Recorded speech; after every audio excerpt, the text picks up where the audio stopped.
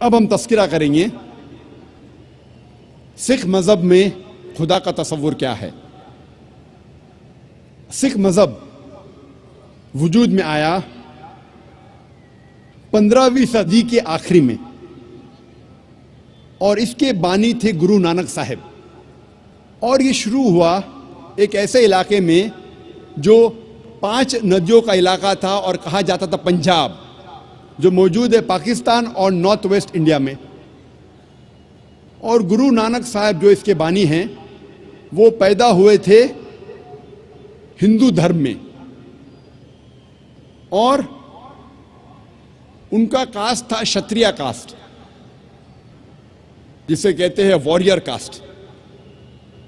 और गुरु नानक काफी मुतासिर थे मुसलमानों से। ये सिख मजहब तादाद में दुनिया में 6 नंबर पे आता है और कई विद्वान कहते हैं कि ये सिखिज्म, सिख मजहब एक हिंदू मजहब की शाख है। और सिखिज्म, सिख मजहब आता है लफ्ज शिष्या से, जिसके मानी है स्टूडेंट, फॉलोअर, डिसाइपल, जिसके मानी है तालिब, जिसके मानी है मानने वाला। और ये सिख मजहब 10 गुरुओं का मजहब है। सबसे पहले गुरु जो बानी है गुरु नानक साहब और 10वें गुरु है गुरु गोबिंद साहब। और इस मजहब की किताब को कहते हैं आदि ग्रंथ या गुरु ग्रंथ साहिब। सिख मजहब 5 क की बुनियाद पे है। सबसे पहला क है केश, अनकट हेयर, बाल नहीं काटना चाहिए। दूसरा क है कंगा यानी कंगी, जिससे बाल साफ किया जा सकता है। तीसरा क है कड़ा, मेटल ब्रेसलेट, मेटल का कड़ा।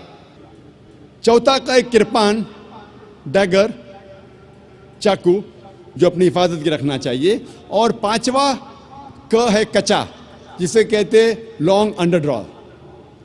ये 5 क हर सिख को इसका पालन करना चाहिए।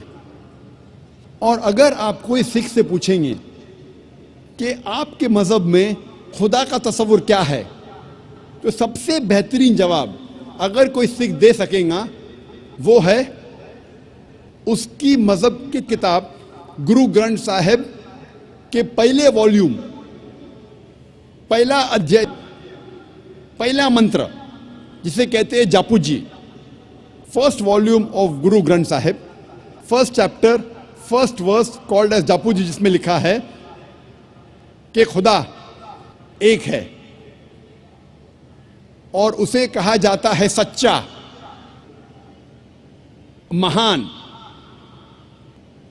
जो कभी भी नहीं घबराता और उसे कोई चाहत नहीं।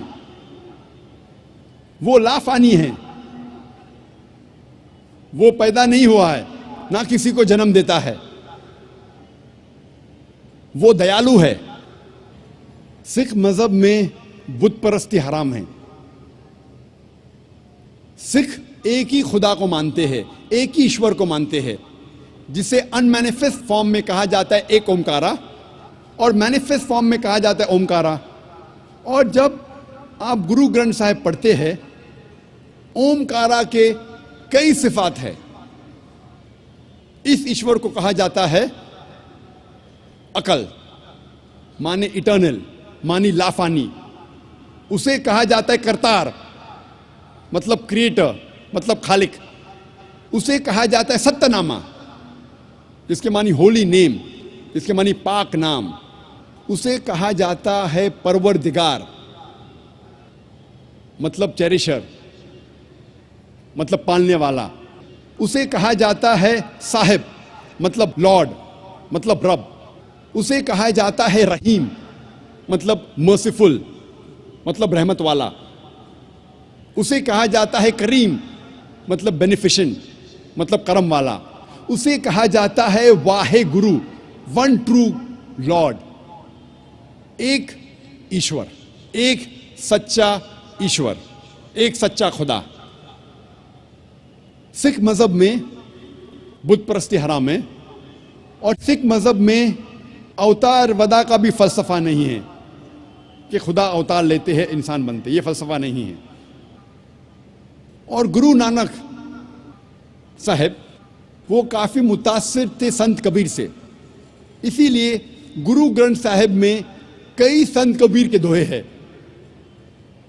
और मुझे याद है जब मैं स्कूल में था तो एक मशहूर दोहा संत कबीर का था, दुख में सुमर न सब करे, सुख में करे न कोय, जो सुख में सुमर न करे तो दुख काय होए।